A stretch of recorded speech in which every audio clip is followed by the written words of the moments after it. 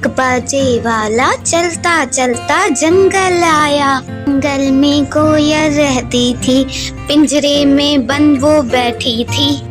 باجے کو دیکھ کے چہکی وہ، تد کے بعد ہی بولی وہ، تو باجا بجا میں گاؤں گی، نغمے اچھے سناؤں گی۔ کوयल نے یوں گانا گایا، باجے والا بھی مست ہوا۔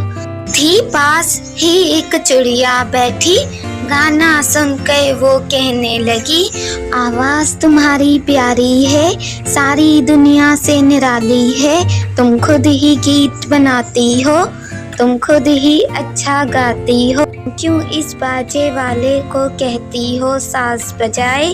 پھر ایک دن یہ باجے والا ہر ایک سے یہ کہتا ہوگا، میں نے ہی جا کر سکھایا کوयल کو بھی گانا گانا۔ میری مانو ایک کام کرو، پنجرے سے نکل کر باہر آؤ، تم ڈالی ڈالی خود گاؤ۔